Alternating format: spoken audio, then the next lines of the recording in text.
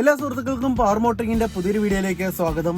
ഇന്നത്തെ വീഡിയോയിൽ ഞാൻ പറയാൻ ഉദ്ദേശിക്കുന്ന കാര്യം എന്താണെന്ന് വെച്ച് കഴിഞ്ഞാൽ, നമുക്കറിയാം നമ്മുടെ നാട്ടിൽ എല്ലാ വണ്ടികൾക്കും തന്നെ 99% വണ്ടികൾക്കും തന്നെ ഇൻഷുറൻസ് റിന്യൂ ചെയ്യാറുണ്ട്. ഇൻഷുറൻസ് ഇല്ലെങ്കിൽ വലിയൊരു തലവേദനയായിരിക്കും പിന്നീട് ആക്സിഡന്റ് സംഭവിച്ചാൽ എന്നുള്ള കാര്യം നമുക്ക് എല്ലാവർക്കും അറിയാം. എന്നാൽ ഇൻഷുറൻസ് ഇനി മുതൽ പുതുക്കണമെങ്കിൽ ഈ ഒരു പ്രത്യേക കാര്യം നിങ്ങൾ നിർബന്ധമായിട്ടും ചെയ്തിരിക്കണം എന്ന് പറഞ്ഞിട്ട് പുതിയൊരു സർക്കുലർ കൊടുത്തിരിക്കുകയാണ്. IRDAIയുടെ നോൺ ലൈഫ് ഇൻഷുറൻസ് സെക്ഷന്റെ ചീഫ് ജനറൽ മാനേജറാണ് ഈ ഒരു സർക്കുലർ എല്ലാ ജനറൽ ഇൻഷുറൻസ് കമ്പനികൾക്കും കൊടുത്തിരിക്കുന്നത്.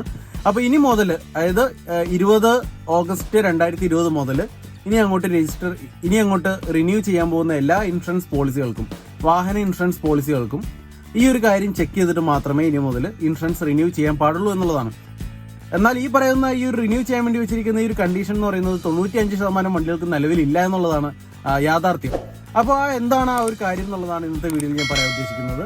അപ്പോൾ നിങ്ങൾ ഇതുവരെ ചാനൽ സബ്സ്ക്രൈബ് ചെയ്തിട്ടില്ലെങ്കിൽ എത്രയും പെട്ടെന്ന് ചാനൽ സബ്സ്ക്രൈബ് ചെയ്യുക. നമുക്ക് എത്രയും പെട്ടെന്ന് വീഡിയോയിലേക്ക് കിടക്കാം. വേറെ ഒന്നുമല്ല, അത് പൊല്യൂഷൻ അണ്ടർ കൺട്രോളിന്റെ സർട്ടിഫിക്കറ്റ് ആണ്, PUC സർട്ടിഫിക്കറ്റ്. നമുക്ക് എല്ലാവർക്കും അറിയാവുന്ന ഒരു കാര്യമാണ്, പുതിയൊരു വണ്ടി വാങ്ങുമ്പോൾ ആദ്യത്തെ 1 വർഷം, നേരത്തെ 2 വർഷമായിരുന്നു, ഇപ്പോൾ അത് 1 വർഷമാക്കി ചുരുക്കിയെന്നാണ് എൻ്റെ അറിവ്. ആ ഒരു ആദ്യത്തെ 1 വർഷത്തേക്ക് പൊല്യൂഷൻ അണ്ടർ കൺട്രോൾ സർട്ടിഫിക്കറ്റ് എടുക്കേണ്ട ആവശ്യമില്ല. അത് കഴിഞ്ഞു കഴിഞ്ഞാൽ പിന്നീടുള്ള എല്ലാ 6 മാസത്തേക്കും പൊല്യൂഷൻ അണ്ടർ കൺട്രോൾ സർട്ടിഫിക്കറ്റ് നമ്മൾ നിർബന്ധമായിട്ടും എടുത്തിരിക്കണം. എന്നാൽ നമുക്കറിയാം, നമ്മുടെ 95% ആളുകളും അത് എടുക്കാറില്ല. എന്നെ തന്നെ ഒരു തവണ ഇടുക്കിയിൽ വെച്ചിട്ട് വെഹിക്കിൾ പിടിച്ചിട്ടുണ്ട്.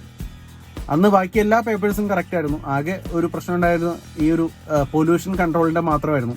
അപ്പോൾ അതുകൊണ്ട് അവിടെ പിടിച്ചു. അന്ന് ഏകദേശം എന്നോട് പറഞ്ഞത് 1000 രൂപ വരെ ഈടാക്കാനുള്ള ഒരു വകുപ്പ് ഇതിലുണ്ടെന്നാണ്.